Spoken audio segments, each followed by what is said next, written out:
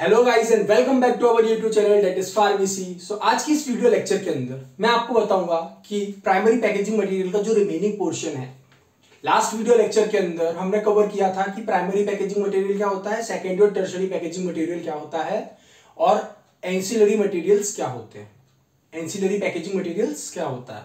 सो हमने जब primary packaging materials के बारे में बात कर रहे थे तो हमने उसमें ग्लास को बहुत डिटेल में पढ़ा था कि टाइप्स ऑफ ग्लासेस क्या होते हैं, उनके एडवांटेज, डिसएडवांटेज, प्रॉपर्टीज सब देखा था। अगर आपने वो वीडियो लेक्चर अभी तक नहीं देखा है तो दोनों जो दो लेक्चर हो चुके हैं उनकी वीडियो लिंक आपको डिस्क्रिप्शन बॉक्स में मिल जाएगी। अदरवाइज आप चैनल पर विजिट कर सकते हैं और वहां पर प्लेलिस्ट में आपको वीडियो मिल जाएगी। So let's begin without any delay. So जैसा मैंने आपको बताया कि प्राइमरी पैकेजिंग मटेरियल्स हम पढ़ रहे थे। सो प्राइमरी पैकेजिंग मटेरियल्स के अंदर हमने चार चीजें देखी थी। पहला होता है ग्लास, जो हमारा कंप्लीट हो चुका है। दूसरा आता है प्लास्टिक, जो अभी कवर करेंगे। तीसरा आता है रबर और चौथा आता है मेटल्स।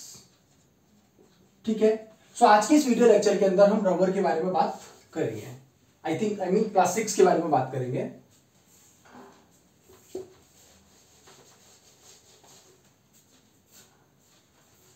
सो क्या लगता है आपको, क्या होते हैं प्लास्टिक्स? व्हाट इज प्लास्टिक और व्हाट आर प्लास्टिक्स?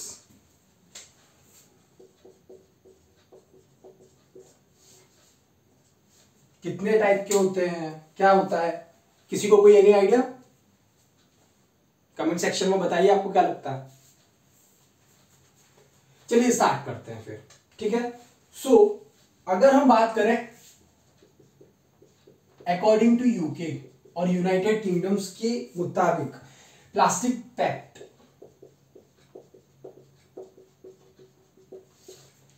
ठीक है, प्लास्टिक जो होती है, plastic is defined as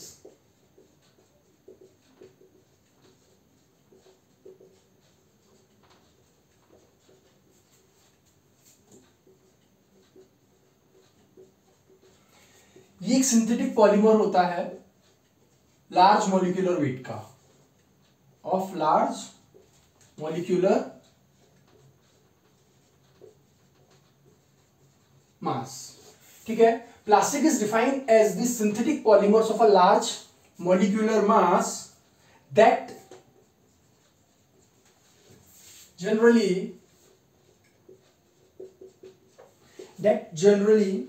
has a linear structure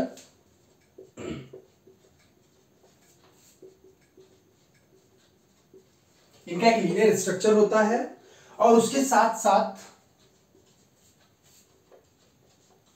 इनमें जो एडिटिव्स हो सकते हैं, एडिटिव्स जो होते हैं उनकी स्पेसिफिक कैरेक्टरिस्टिक्स भी होती हैं। So plastic is defined as the synthetic polymers of a large molecular mass that generally has a linear structure and may includes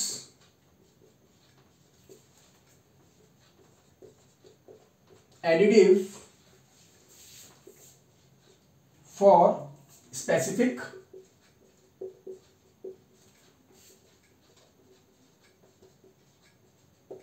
characterization। ठीक है। मतलब कि प्लास्टिक सिंथेटिक पॉलीमर्स होते हैं, सिंथेटिकली बनाए जाने वाले पॉलीमर्स हैं जिनका लार्ज मॉलिक्यूलर मास होता है, बहुत ज्यादा मॉलिक्यूलर मास होता है और इनका एक लीनियर स्ट्रक्चर होता है। इनका आप देखेंगे पॉलीमर है तो पॉलीमर आप देखते हैं जनरली किस तरह से होता है। पॉलीमर्स जब भी लिखे जाते हैं इस तरह से चैन लिखिए, बॉन्ड बाहर बना के एन, इस तरह से पॉलीमर्स को लिखा जाता है। राइट। प्लास्टिक्स क्या है? सिंथेटिक पॉलीमर्स है। तो प्लास्टिक्स से आप देखोगे नाम है, जैसे प्लास्टिक की याद करो, पॉलीइथिलीन, पॉलीइथिलीन जिसको जनरली बोलते हैं पॉलीथीन। ठीक है। सो पॉलीथीन नहीं, वो पॉलीइथिलीन है। पॉलीइथिलीन को अगर आप देखोगे तो इथिलीन के पॉली मतलब बहुत सारे ग्रुप्स आपके लाइन में अटैच होंगे स्ट्रेट चेन में। Okay. So that is the polyethylene. So अब हम बात करते हैं कि क्लासेस क्या होती हैं प्लास्टिक्स की। ठीक है। अगर हम बात करें क्लासेस, प्लास्टिक्स की क्लासेस की बात करते हैं।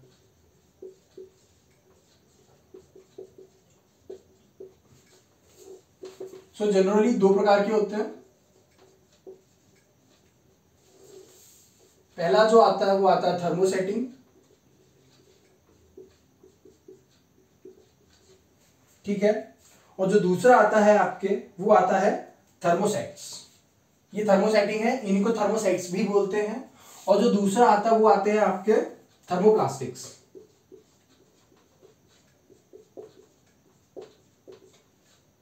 ठीक है, अब हम बात करते हैं थर्मोसेटिंग की। अगर हम बात करें थर्मोसेटिंग, तो थर्मोसेटिक्स क्या होता है कि इनके अंदर जब आप हीट प्रोवाइड कराते हैं ना, they need heat for processing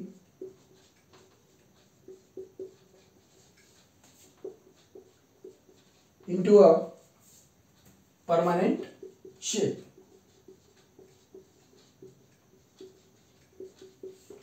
इनको हीट चाहिए होता है। थर्मोसेटिंग प्लास्टिक्स जो होती है ना, इनको हम हार्ड प्लास्टिक्स भी कहते हैं।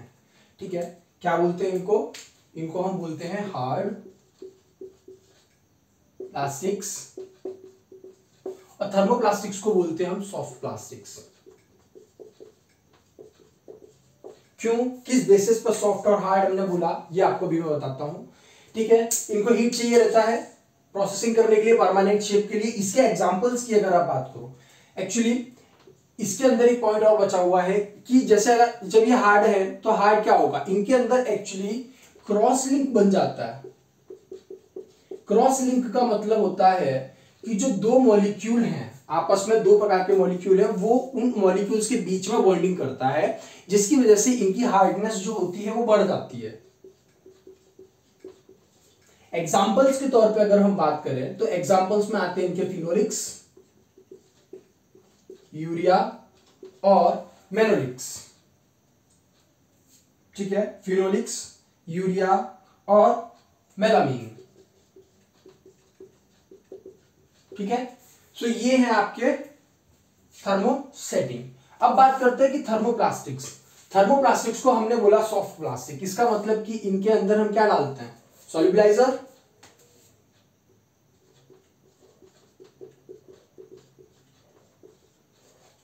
Addition of सॉल्युबलाइजर।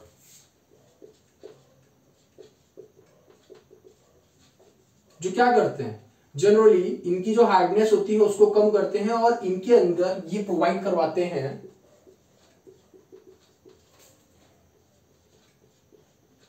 स्क्वीजिबिलिटी। ठीक है, स्क्वीजिबिलिटी जो होती है ये प्लास्टिक का बहुत इंपॉर्टेंट पॉइंट ऑफ व्यू होता है, इस बहुत इंपॉर्टेंट कैरेक्टरिस्टिक्स होती है स्क्वीजिबिलिटी। स्क्वीजिबिलिटी का मतलब होता है कि बॉटल को स्क्वीज करना, दबाना, पिचका देना। अब जैसे टोमेटो सॉस की, अगर हम सॉसेस की बोतल्स की बात करें, प्लास्टिक बोतल की, तो अंदर के मटेरियल को बाहर निकालने के लिए अपन क्या करते हैं, स्क्वीज करते हैं। सो जब वो स्क्वीज करते हैं तो मटेरियल बाहर आता है। सो थर्मोप्लास्टिक्स जो होते हैं ये स्क्वीजिबिलिटी को प्रोवाइड कराते हैं। उसके साथ साथ ये चीप होते हैं, चीप टू प्रोड्यूस। एग्जांपल्स की अगर हम इनके बात करें, सो जैसे आपके आते हैं पॉलीथिलीन। ठीक है, पॉलीथिलीन के बाद में आता है पॉलीस्टाइरीन,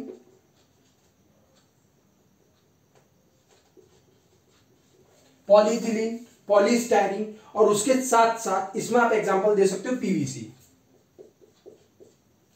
ठीक है,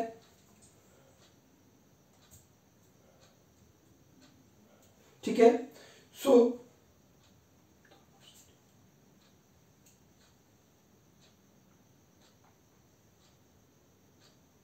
हाँ सही है। ठीक है, सो ये पॉलीस्टाइरीन, ये सॉफ्ट प्लास्टिक्स होते हैं, और ये आपके हार्ड प्लास्टिक्स होते हैं। अब इनके जनरली यूजेस की अगर बात करें कि इनके यूजेस क्या क्या होते हैं, तो प्लास्टिक्स के डे टू डे लाइफ में क्या यूज आते हैं, आप जनरली आप देख सकते हो कि प्लास्टिक्स ऑलमोस्ट हर जगह यूज होता है। पॉलीइथिलीन का देख लो, पॉलीइथिलीन तो नॉन डिग्रेडेबल होता है, प्लास्टिक्स नॉन डिग्रेडेबल थे। सो आप देख सकते हो कि पिछले कुछ बीते समय में प्लास्टिक्स के ओवर यूज की वजह से इन्वायरमेंट को कितनी हानि पहुंची है, और इन्वायरमेंट को जब हानि पहुंची है तो उसकी वजह से हमारे बर्ड्स के ऊपर, पीपल्स के ऊपर, इटसेल्फ ह्यूमन के ऊपर क्या इफेक्ट पड़ा है, आप वो भी देख सकते हैं।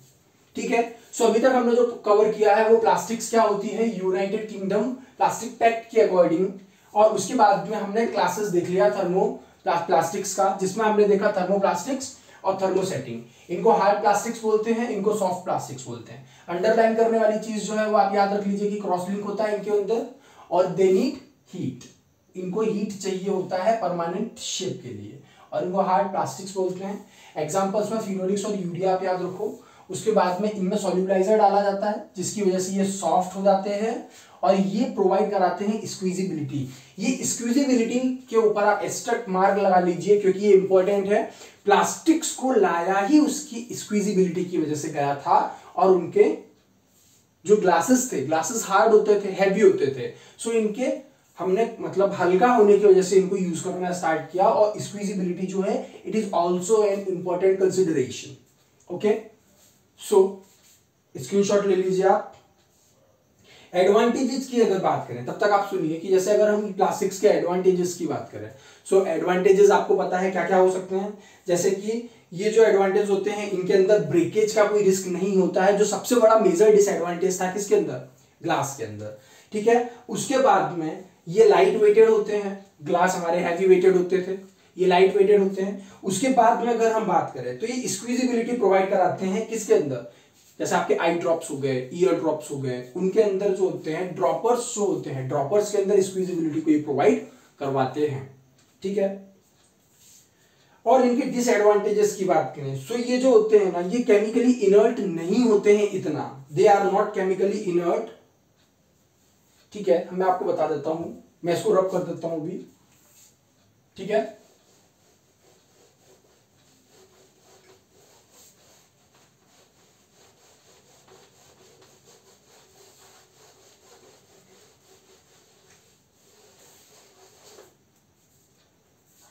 सो एडवांटेजेस की बात कर रहे थे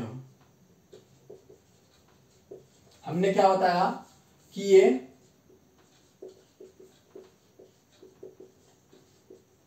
लाइट वेटेड है। ठीक है, उसके बाद क्या करवाता है, प्रोवाइड करवाता है स्क्वीजिबिलिटी को, स्क्वीजिबिलिटी प्रोवाइड करवाता है, लाइट वेटेड है और नो ब्रेकेज, राइट, ब्रेक भी नहीं होता है। ये तो थे इनके एडवांटेज। इनकी डिसएडवांटेज की अगर बात करें सो इनका डिसएडवांटेज ये है कि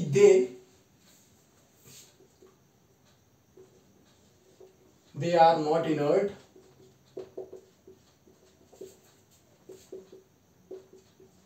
लाइक टाइप 2 ग्लासेस। ठीक है, टाइप 2 ग्लासेस आपको पता है, टाइप 1 ग्लासेस जो होता है, ठीक है, टाइप 1 भी बोल सकते हैं आप, टाइप 2 भी बोल दीजिए, जो आपको बेटर लगे। क्यों टाइप 1, क्यों टाइप 1 जो होते हैं वो बोरोसिलिकेट के ग्लास होते हैं, जो बहुत ज्यादा टेम्परेचर को आपके क्या कर सकते हैं, झेल सकते हैं, विथस्टैंड कर सकते हैं, लेकिन ये इतना ज्यादा टेम्परेचर भी विथस्टैंड नहीं कर सकते हैं। ठीक है, और ये केमिकली इनर्ट भी नहीं होते हैं। इसके साथ साथ अगर हम बात करें इनके डिसएडवांटेजेस की, सो इनके अंदर इलेक्ट्रोस्टैटिक चार्ज जो होता है,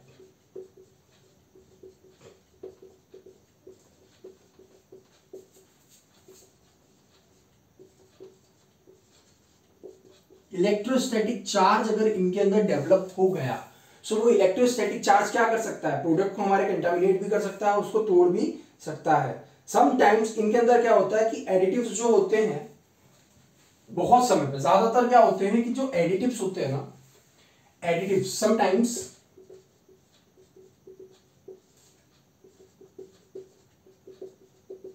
additives are the main reason behind the reactivity of plastics।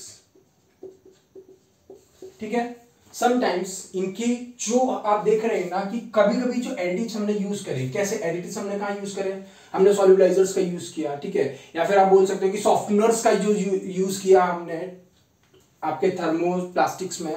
ठीक है, तो उन्होंने क्या किया, उन्होंने सॉफ्ट बनाया प्लास्टिक्स को, स्क्वीजिबिलिटी प्रोवाइड करवाई, और वही जो हमने एडिटिव्स यूज किए हैं वो एडिटिव्स ही मेन रीजन हो जाते हैं कई बार रिएक्शंस करवाने के लिए। जैसे प्लास्टिक्स के अंदर अगर कोई मटेरियल रखा और वो कहीं रिएक्ट कर गया, लेकिन चांसेस क्या हो सकते हैं, या तो प्लास्टिक इटसेल्फ रिएक्ट कर गया, या फिर प्लास्टिक्स के अंदर जो हमने सॉल्युबलाइजर्स या फिर आप बोल सकते हैं कि जो एडिटिव्स हमने डाले हैं, स्पेसिफिकली नॉट सॉल्युबलाइजर्स, जो एडिटिव्स हमने डाले हैं, एडिटिव्स कई प्रकार के हो सकते हैं। सो वो एडिटिव्स जो होते हैं वही मेन रीजन होते हैं behind the reaction. Electrostatic charge develop हो सकता है और केमिकली नॉट इनर्ट, इस बात को याद रखिए, केमिकली इतने इनर्ट नहीं होते हैं, लेकिन फिर भी क्वेश्चन आता है कि ऑप्थेल्मिक प्रिपरेशंस या फिर ड्रॉप्स जो होते हैं वो प्लास्टिक के कंटेनर्स में ही आते हैं, क्यों? Any reason? चलिए ठीक है, ये आपका होमवर्क है कि हमने बोला कि वो इनर्ट नहीं होते हैं टाइप 1 ग्लासेस की तरह, लेकिन फिर भी हम ऑप्थेल्मिक प्रिपरेशंस को प्लास्टिक कंटेनर्स के अंदर ही रखते हैं, क्यों? ठीक है, इसका जवाब कमेंट सेक्शन में जरूर बताइएगा हमको। ठीक है, सो यहां पे ये आपका प्लास्टिक्स का एडवांटेज डिसएडवांटेज खत्म होता है। इसके बाद अगर हम बात करते हैं टाइप्स ऑफ प्लास्टिक्स की, ठीक है,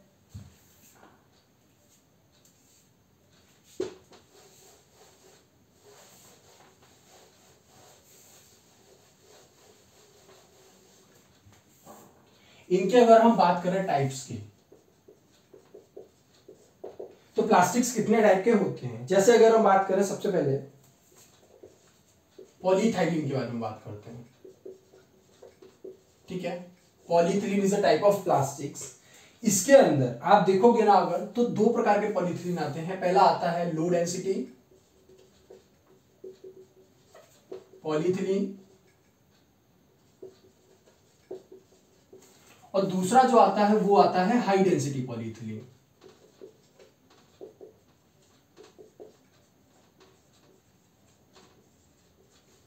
इसको आप क्या बोल सकते हो? LDP, और इसको बोल सकते हो HDP, हाई डेंसिटी पॉलीथिलीन और लो डेंसिटी पॉलीइथिलीन, ठीक है। हाई डेंसिटी पॉलीमर या लो डेंसिटी पॉलीमर बोलेंगे, सो वो भी आप बोल सकते हो, पर वो इतना स्पेसिफिक नहीं होगा। क्यों? क्योंकि हम बात कर रहे हैं पॉलीथिलीन की। पॉलीमर जो होते हैं वो पॉलीथिलीन के अलावा भी कई टाइप के पॉलीमर हो सकते हैं, तो हम ये स्पेसिफिक नहीं कर पाएंगे कि किसकी बात कर रहे हैं। सो इसलिए बेटर टू से high density polyethylene and low density polyethylene. इनकी प्रॉपर्टीज की बात अगर हम करें, लो डेंसिटी पॉलीथिलीन के प्रॉपर्टीज की अगर बात करें, तो ये क्या होते हैं? इजी टू प्रोसेस, इनकी प्रोसेसिंग जो होती है वो इनकी प्रोसेसिंग जो होती है बहुत सिंपल होती है, इजी होती है, आप इजी प्रोसेस कर सकते हो। ये जो होते हैं बैरियर्स प्रोवाइड करवाते हैं मॉइस्चर को, ठीक है। उसके बाद में इनकी स्ट्रेंथ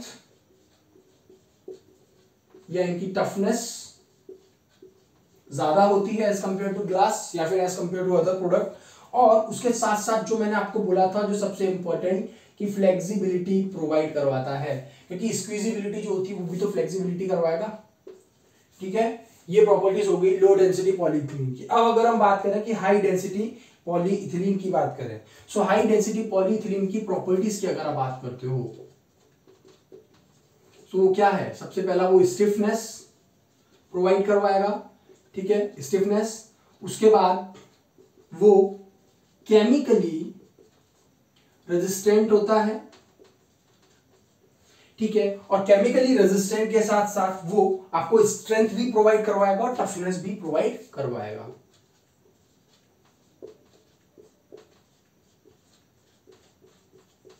ठीक है। स्ट्रेंथ भी प्रोवाइड करवाएगा, टफनेस भी प्रोवाइड करवाएगा, ये दोनों प्रोवाइड करवाएंगे। पर ये आपके क्या है? केमिकली रेजिस्टेंट है। ये इतना केमिकली रेजिस्टेंट नहीं है, ये इजी टू प्रोसेस होता है, वो इतने इजी टू प्रोसेस नहीं होते हैं। और उसके बाद में इनकी अगर फ्लेक्सिबिलिटी देखोगे, और ये स्टिफनेस, और ये हार्ड भी है, क्योंकि हमने नाम दिया इनका हाई डेंसिटी पॉलीइथिलीन। दूसरी अगर हम बात करें हाई डेंसिटी पॉलीइथिलीन के बाद हम बात करते हैं पॉलीप्रोपाइलीन की, ओके।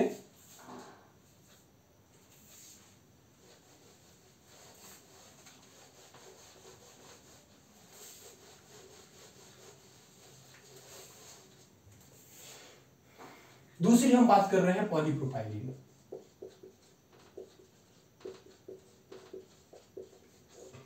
ठीक है, पॉलीप्रोपाइलीन की अगर हम बात करें, तो ये क्या होते हैं? ये गुड आपके क्या होते हैं? रेजिस्टेंस प्रोवाइड करवाते हैं। They are good heat, good heat resistance इनके अंदर होती है to cracking, this is cracking, okay, good heat resistance to cracking when flexed. इनका जब शेप या जब इनको अगर जैसे आप प्रोवाइड करवाते हो तो इनकी हीट रेजिस्टेंस बहुत अच्छा होता है, जिसकी वजह से इनके अंदर क्रैकिंग नहीं होती है। ठीक है, क्या होता है जैसे जनरली अगर आप बात करो प्लास्टिक्स, पॉलीथिलीन है, पॉलीथिलीन को अगर आप थोड़ा सा भी हीट करो तो पॉलीथिलीन पिघल जाएगी, पर अगर आप इनको थोड़ा सा हीट प्रोवाइड करवाते हो तो ये शेप तो ले लेंगे और इनका ब्रेकेज भी नहीं होगा, इनके अंदर क्रैक भी नहीं आएगा। ठीक है, और इनके अंदर गुड हीट रेजिस्टेंट होता है टू स्टेरिलाइजेशन। अब आप मेरे को ये बताइए कि स्टेरिलाइजेशन क्या होता है। अगर आपने माइक्रोबायोलॉजी की क्लासेस अटेंड की है, माइक्रोबायोलॉजी का अगर आपने पढ़ा है, तो उसका बेसिक कंसेप्ट ही माइक्रोबायोलॉजी में आता है स्टेरिलाइजेशन। ठीक है, सो स्टेरिलाइजेशन क्या होता है आप मेरे को कमेंट सेक्शन में जरूर बताइएगा। चलिए बेसिकली मैं ही आपको बता देता हूं। स्टेरिलाइजेशन का मतलब होता है कि किसी भी प्रोडक्ट को कंप्लीटली माइक्रोब्स फ्री करना, कंप्लीटली माइक्रोब्स को फ्री करना। ठीक है, या तो partially microbes free, this is not a kind of word, इस तरह का कोई शब्द अस्तित्व में है ही नहीं। या तो माइक्रोब होगा या तो नहीं होगा। आप ये बोलो कि सर थोड़ा थोड़ा माइक्रो, मतलब पार्शियली माइक्रो फ्री है, पार्शियली माइक्रो फ्री नहीं है, माइक्रो प्रेजेंट है, या तो नहीं है, खत्म बात। सो स्टेरिलाइजेशन जो होता है आपको पता है कि हम 131 डिग्री सेल्सियस या फिर 121 डिग्री सेल्सियस को 121 डिग्री सेल्सियस पे हम इसको मॉइस्ट, उसमें भी स्टेरिलाइजेशन, कौन सा स्टेरिलाइजेशन करेंगे अगर हम करते हैं, कौन सा मॉइस्ट हीट स्टेरिलाइजेशन अगर करते हैं। सो मॉइस्ट हीट स्टेरिलाइजेशन आप ऑटोक्लेव के अंदर करते हैं 121 डिग्री सेल्सियस पे, डिपेंड्स ऑन कि आप कितना टाइम के लिए रख रहे हो और कितना पीएसआई पे रखते हो। ठीक है, उसके बाद में ये स्टेरिलाइजेशन को भी हीट रेजिस्टेंस प्रोवाइड करवाता है। उसके बाद अगर आप बात करते हो सो इनकी क्या प्रॉपर्टी है कि ये कलरलेस होते हैं, ऑर्डरलेस होते हैं। ठीक है, ये कलरलेस हैं, ऑर्डरलेस हैं, और ये thermoplastic materials, they are orderless thermoplastic materials with excellent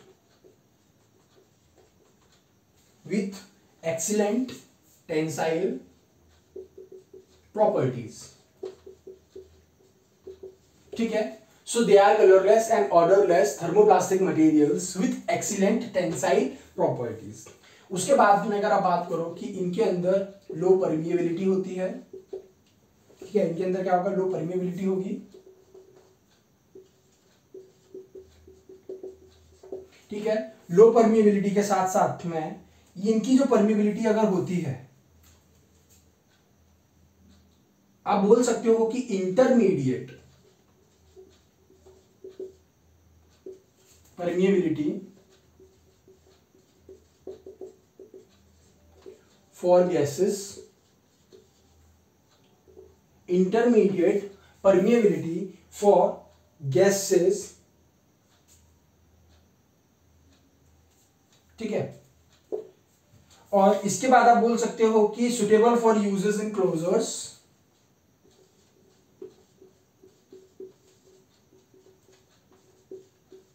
closures में आप इसका यूज कर सकते हैं। और उसके बाद में जो क्लोजर्स होते हैं, या फिर आप बोल सकते हो कि टैबलेट के कंटेनर्स जो होते हैं, उनके अंदर आप इसका बेसिक यूज कर सकते हो। तो this is all about polypropylene. इसके बाद में आपके जो आता है, थर्ड आता है पीवीसी। पीवीसी का फुल फॉर्म क्या होता है आप बताइए मेरे को, तब तक आप ये नोट कर लीजिए अगर आप नोट कर रहे हैं तो। हम बात करेंगे अब पीवीसी के बारे में। ठीक है,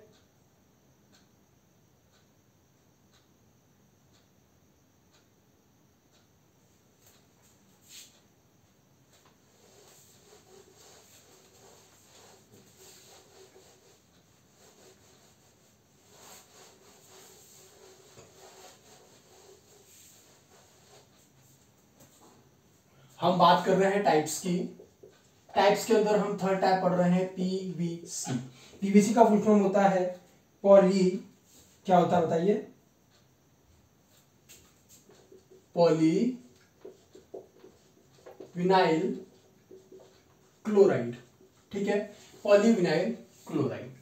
अगर आप पीवीसी की बात करो तो पीवीसी की जो डेंसिटी होती है, रो है ये, ठीक है, पीवीसी की जो डेंसिटी होती है वो होती है 1.35 ग्राम पर सेंटीमीटर क्यूब, ठीक है, पर सीसी। ये इनके अगर आप बात करते हो कि प्रॉपर्टीज की अगर आप बात करते हो,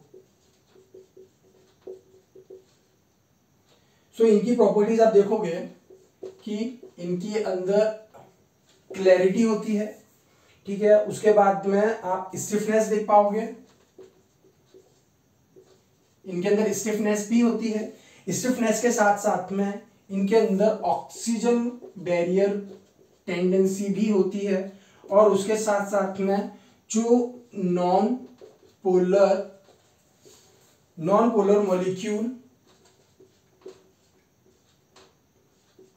होते हैं उनका रिटेंशन भी इनके अंदर होता है। नॉन पोलर मॉलिक्यूल का रिटेंशन भी इनके अंदर होता है। सो ये तो थी इनकी प्रॉपर्टीज। अब अगर आप इनके एडवांटेज और डिसएडवांटेज की बात करोगे, ठीक है, सो एडवांटेज आप प्रॉपर्टीज के अंदर भी बोल सकते हो। ये एक्चुअली में प्रॉपर्टीज अगर बताया तो इनके एडवांटेजेस ही हैं ये। उसके बाद में अगर आप डिसएडवांटेज की अगर बात करते हो, सो डिसएडवांटेज आप बोल सकते हो ये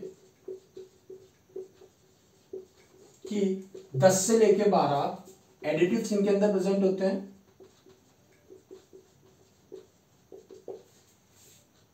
ठीक है। दूसरा आप ये बोल सकते हो कि नॉट इजी टू मोल्ड, इनको मोल्ड करना इतना आसान नहीं होता है। और उसके बाद में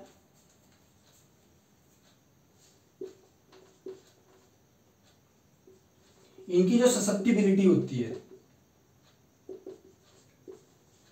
फॉर ऑर्गेनिक मॉलिक्यूल, वो भी कहीं ना कहीं इनका एक डिसएडवांटेज सामने आ जाता है। अगर आप इनके यूजेस की बात करें, ठीक है, तो इनके यूजेस कहां कहां हो सकते हैं, ठीक है। सो जो आप शैम्पूज देखेंगे,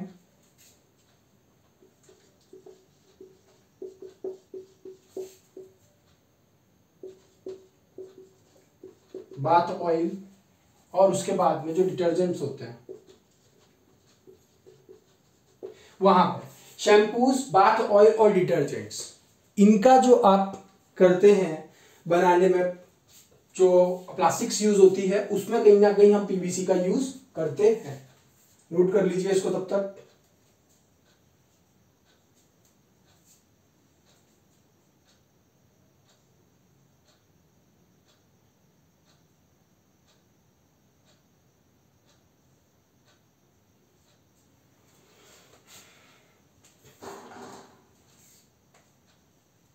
ठीक है, पीवीसी हो गया। Now we will jump on. मैंने आपको लो डेंसिटी पॉली इथिलीन के बारे में बता दिया, हाई डेंसिटी पॉलीइथिलीन के बारे में बता दिया है, उसके बाद में पीवीसी के बारे में बता दिया है, और उससे पहले मैंने आपको एक और बताया था पॉलीप्रोपाइलीन के बारे में, इससे पहले बताया था। ठीक है, सो ये आपके 4 हो चुके हैं। जनरली 3 मैंने इसलिए बोले क्योंकि पॉलीइथिलीन के 2 सब टाइप्स मैंने आपको बता दिए थे, हाई डेंसिटी, लो डेंसिटी। अगर आप उनको अलग से कंसीडर करते हैं तो वो आपके 2 टाइप हो जाएंगे।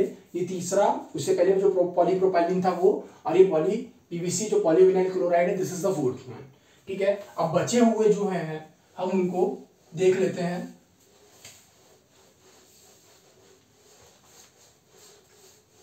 जैसे कि लाइक पॉलीस्टाइरीन की अगर बात करें, ठीक है, चौथा पॉलीस्टाइरीन।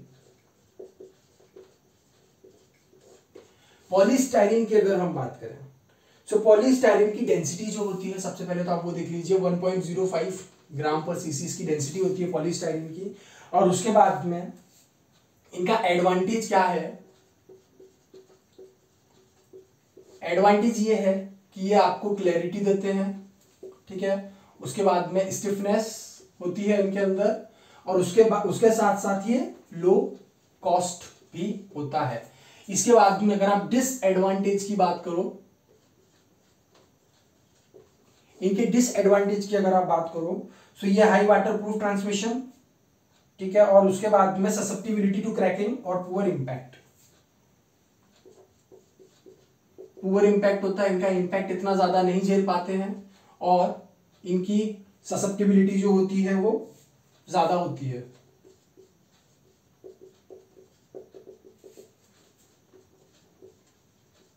ससेप्टिबिलिटी टू क्रैक ये इनका डिसएडवांटेज है। और अगर आपको इनका यूजेस करना हो कि कहाँ इनको यूज करना है, सो आप इनको जो ड्राई ड्रग्स होते हैं, ड्राई ड्रग्स, पेट्रोलियम,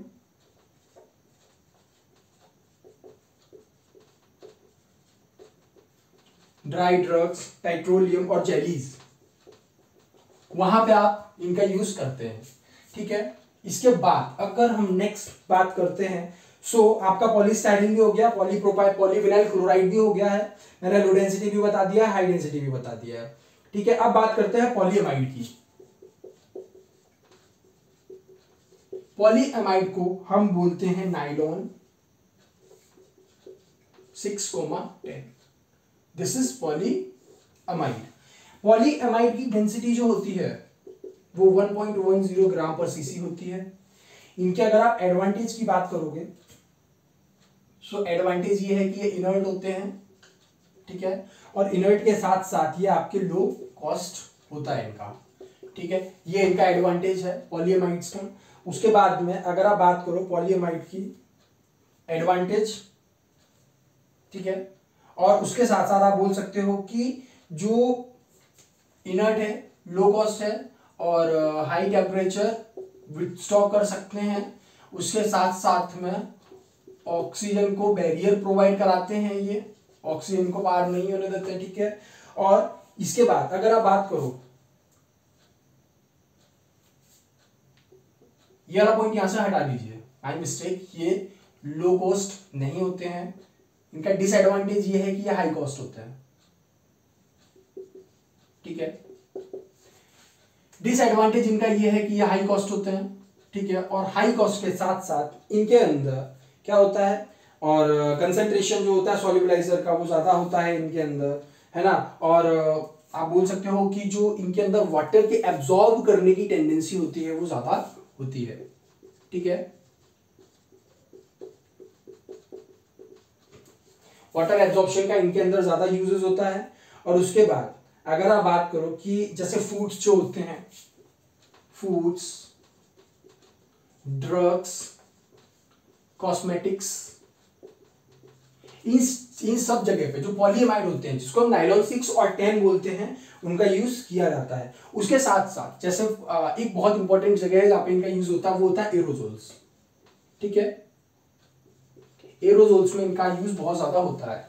ये आपके पॉलीएमाइड खत्म होता है। अब हम बात करते हैं पॉलीकार्बोनेट।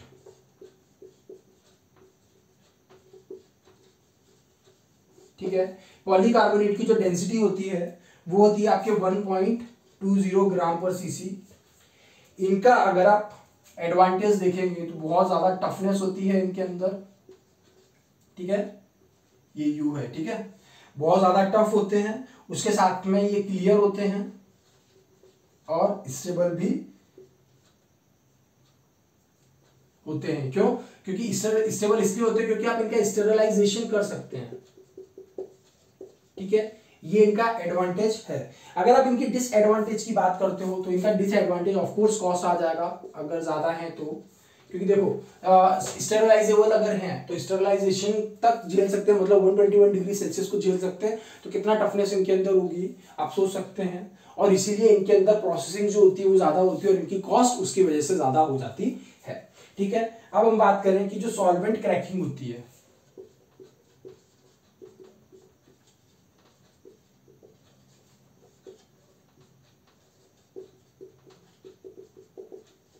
सॉल्वेंट क्रैकिंग ससेप्टिबिलिटी जो होती है वो इनके अंदर ज्यादा टेंडेंसी होती है और ये ऑक्सीजन को बैरियर प्रोवाइड नहीं करवा सकते। इनकी जो पुअर बैरियर एबिलिटी होती है,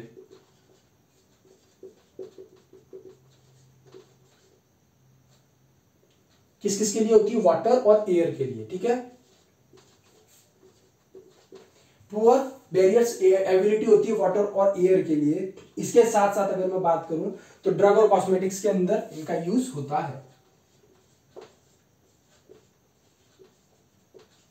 ठीक है, सो मैं आपको एक बार क्विक रिवीजन करवा देता हूं, मुश्किल से 2 मिनट लगेंगे। हमने सबसे पहले बात करी कि प्लास्टिक्स क्या होते हैं, यूके के यूनाइटेड किंगडम जो पैक्ट होता है यूके प्लास्टिक पैक्ट, उसके अकॉर्डिंग हमने प्लास्टिक की डेफिनेशन लिखी। प्लास्टिक की डेफिनेशन के बाद में हमने ये देखा कि प्लास्टिक्स कितने टाइप के होते हैं, क्लासेस देखी, जिसमें हमने बात करी कि थर्मोसेटिक और थर्मोप्लास्टिक्स देखा, इसमें कौन सा टफ होता है कौन सा हार्ड होता है ये भी हमने बात करी, उनके एग्जांपल्स को देखा। उसके बाद में हम जंप करें types of plastics. Type of plastics में हमने सबसे पहले देखा कि जो पॉलीइथिलीन होता है वो क्या होता है, पॉलीइथिलीन किस तरह का होता है। उसके बाद में लो डेंसिटी पॉलीइथिलीन क्या होता है, हाई डेंसिटी पॉलीइथिलीन क्या होते हैं। उसके बाद में हमने देखा कि पॉलीस्टाइरीन या पॉलीप्रोपाइलीन जो होता है वो क्या होता है। पॉलीप्रोपाइलीन के बाद में हमने देखा कि पॉलीविनाइल क्लोराइड की प्रॉपर्टीज क्या होती है। उसके बाद में हमने देखा कि पॉलीस्टाइरीन की प्रॉपर्टी क्या होती है, नाइलोनामाइड की प्रॉपर्टीज क्या होती है और पॉलीकार्बोनेट की प्रॉपर्टीज क्या होती है। आप ये देख रहे हैं कि ये जितने भी लिखे ना मैंने सब एडवांटेज है। ये पॉलीस्टाइरीन के एडवांटेज हैं, ये जो आप 3 देख रहे हैं ये नाइलॉन और पॉलीमाइड के ये आपके एडवांटेज हैं। उसके बाद में पॉलीकार्बोनेट के एडवांटेज है। डिसएडवांटेज की अगर हम बात करें तो पॉलीस्टाइरीन के डिसएडवांटेज ये है कि इनके अंदर पुअर इंपैक्ट होता है और ये क्रैकिंग एबिलिटी जो होती है इनके अंदर बहुत ज्यादा होती है। उधर ही हम इनके अगर यूजेस की बात करें तो ड्राई ड्रग्स जो होते हैं उनके अंदर इनका यूज किया जाता है। उसके बाद में पेट्रोलियम और जेली इन सब के लिए भी हम इनका यूज करते हैं। उसके बाद में पॉलीमाइड की अगर बात करें तो ये हाई कॉस्ट होती है, इनकी वाटर एब्जॉर्प्शन टेंडेंसी ज्यादा होती है। कॉस्मेटिक्स आप ये देख लीजिए कि एरोसोल्स के लिए हम किस तरह के प्लास्टिक्स का यूज करते हैं। एरोसोल्स यहाँ है तो एरोसोल्स को अंडरलाइन कर लीजिए क्योंकि एरोसोल्स के लिए हमने कहीं और देखा नहीं है। ठीक है, ड्राई ड्रग्स के बारे में ड्रग्स कॉस्मेटिक्स और ड्रग एंड कॉस्मेटिक्स ये देखिए आपने। फूड के अंदर आप देख लीजिए कि फूड के अंदर हम पॉलीएमाइड का भी फूड के अंदर नहीं, खाना बनाने में प्लास्टिक का यूज नहीं करते, उसको स्टोर करने के लिए ठीक है हम उनका यूज करते हैं। ठीक है, so this is all about plastics. यहाँ पे हमारा प्लास्टिक का टॉपिक खत्म होता है। सो अब हम जंप करेंगे अपने दूसरे टॉपिक के ऊपर। ठीक है, उससे पहले आपका एक टॉपिक बच रहा है वो मैं आपको बता देता हूं।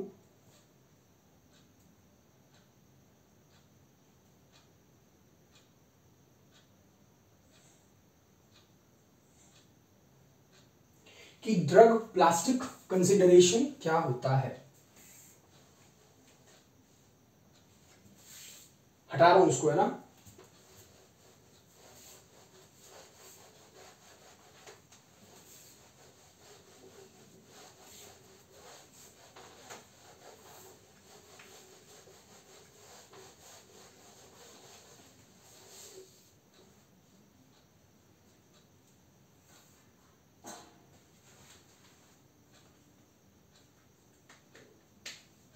हम क्या पढ़ेंगे अब, ड्रग प्लास्टिक कंसिडरेशन क्या होता है। ठीक है,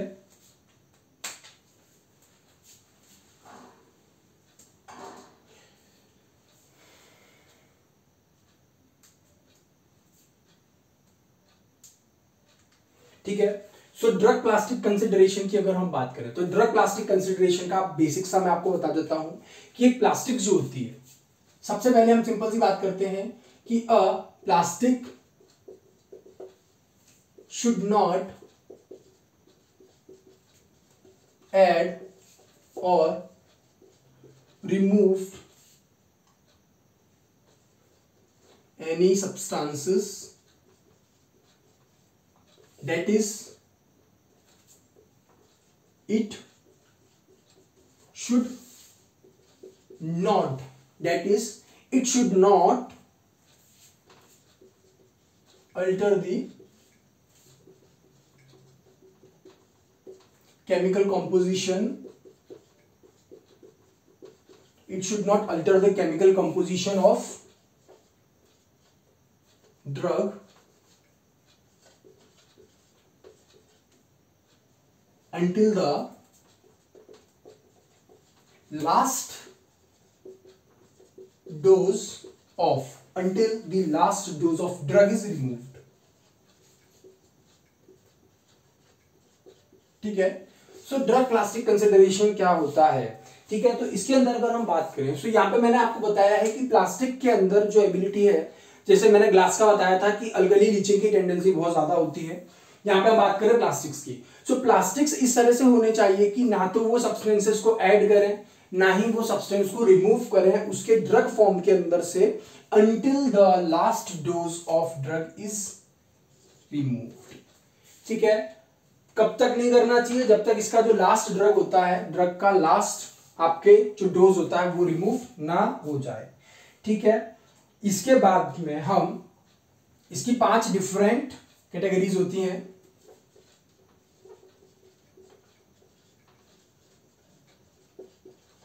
जिसके बारे में बात करेंगे हम। सबसे पहली जो आएगी वो आएगी आपके परमिएशन। ठीक है, दूसरी हम बात करेंगे लीचिंग। ठीक है, तीसरी हम बात करेंगे सॉर्प्शन। चौथा हम बात करेंगे केमिकल रिएक्शन।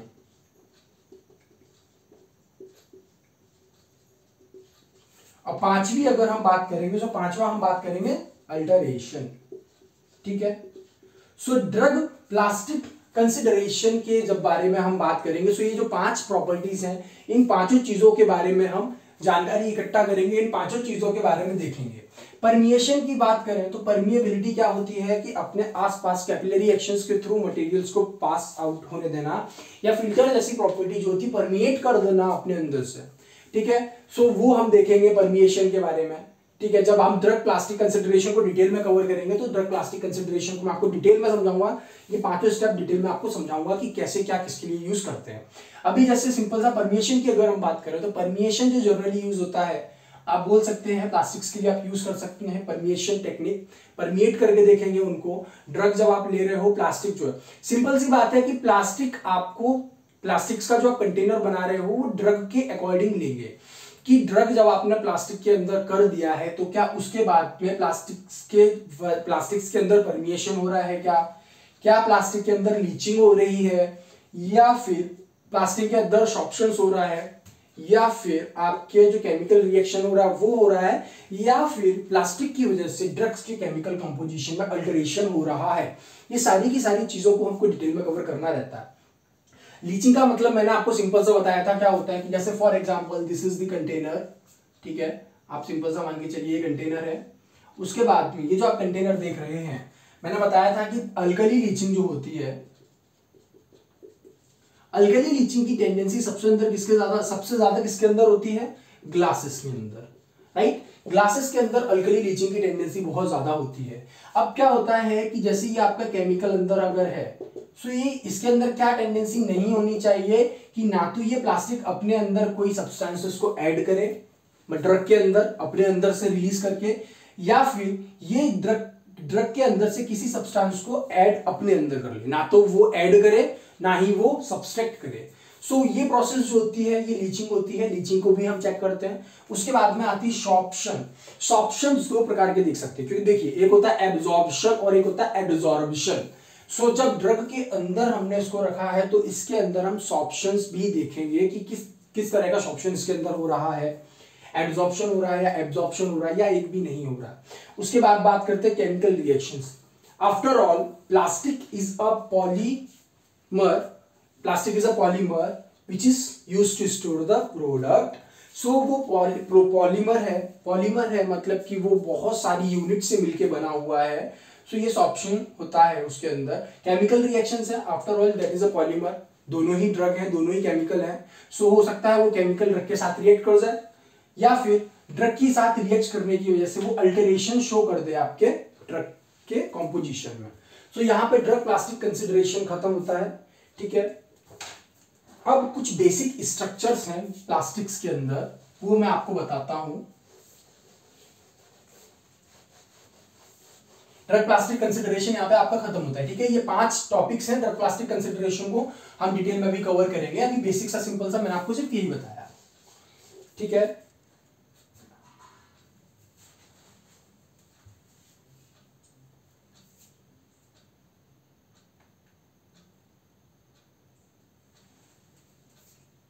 वापस से हम जंप कर रहे हैं अपने प्लास्टिक्स के ऊपर। ठीक है, एक छोटा सा टॉपिक छूट गया था, वो मैं आपको कवर करा देता हूं ताकि आपको बनाने में आसानी होगी। जब आप आरजीबी पॉइंट ऑफ व्यू से भी लिखते हैं सो आपको काफी हेल्पफुल रहेगा। ठीक है, सबसे पहले हम बात करते हैं सम स्ट्रक्चर्स ऑफ द प्लास्टिक्स।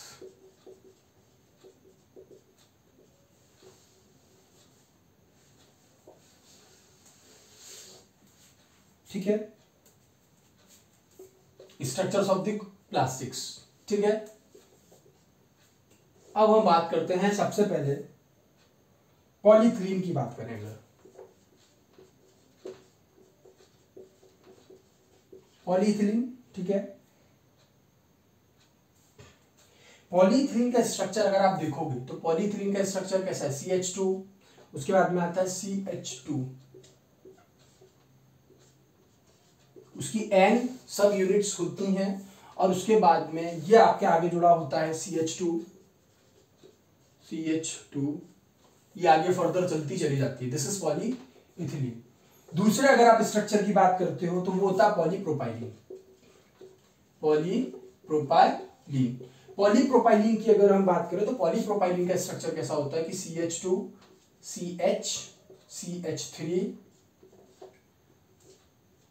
उसके बाद में ये बॉन्ड बनेगा, फिर N, और यही यूनिट वापस से रिपीट हो जाएगी, CH2, CH3 and so further on, चलती चली जाएगी। दिस इज पॉलीप्रोपाइलीन की सब unit. Now let's see PVC, polyvinyl chloride. Polyvinyl chloride के स्ट्रक्चर को अगर आप देखोगे तो मैंने कहा पॉलीविनाइल, साथ में क्लोराइड भी बोला है। सो इसके अंदर सिर्फ चेंज क्या होगा पता है, जो पॉलीप्रोपाइलीन का स्ट्रक्चर ना, इस CH3 को रिप्लेस कर देंगे क्लोरीन से, बाकी पूरा स्ट्रक्चर सेम। कैसे, जैसे ये CH2, CHCl, N, CH2, CHCl, this is chlorine, this is Cl। ठीक है, CH2, CHCl, CH2, CHCl, this is it. Okay, so ये पॉलीविनाइल क्लोराइड का स्ट्रक्चर है। इसके बाद हम बात करते हैं पॉलीस्टाइरीन। पॉलीस्टाइरीन के अगर आप स्ट्रक्चर की बात करते हैं तो पॉलीस्टाइरीन के स्ट्रक्चर में सिर्फ फर्क पता कहां आएगा, देखो पॉलीप्रोपाइलीन में यहां CH3 ग्रुप लगा है, पूरी स्ट्रक्चर सेम। पॉलीविनाइल क्लोराइड में यहां Cl लगा है, पूरी स्ट्रक्चर चेंज। पॉलीस्टाइरीन में इन दोनों की जगह, जैसे यहाँ क्लोरीन है ना, क्लोरीन को रिप्लेस कर देंगे बेंजीन रिंग से, बाकी पूरी सेम रहेगी। जैसे CH2, CH है ना, ये फिर ये N units, CH2, CH, N units, और यहां पे लग जाएगी आपके बेंजीन रिंग। ठीक है, सो ये जो है this is the structure of polystyrene. Polystyrene के बाद अगर आप बात करते हो पॉलीटेट्राफ्लोरोइथाइलीन, पॉलीटेट्राफ्लोरोइथाइलीन, इसका स्ट्रक्चर अगर आप देखोगे, एक काम करते हैं इथाइलीन को यहां लिख देते हैं, पॉलीटेट्राफ्लोरोइथाइलीन।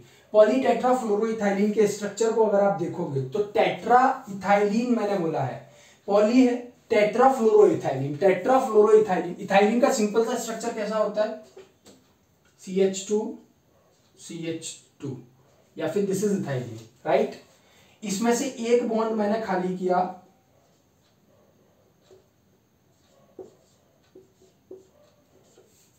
ठीक है। अब मैंने क्या किया, मैंने बोला टेट्रा फ्लोरो, मतलब कि 4 फ्लोरीन लगे हैं, 2 हाइड्रोजन 2 हाइड्रोजन, मतलब 4 हाइड्रोजन है। सिंपल सा क्या करना है, इन दोनों हाइड्रोजन को हटा दूं, इन दोनों हाइड्रोजन को हटा दूं, यहां फ्लोरीन लगा दिया, यहां फ्लोरीन लगा दिया, यहां पे फ्लोरीन फ्लोरीन, ठीक है।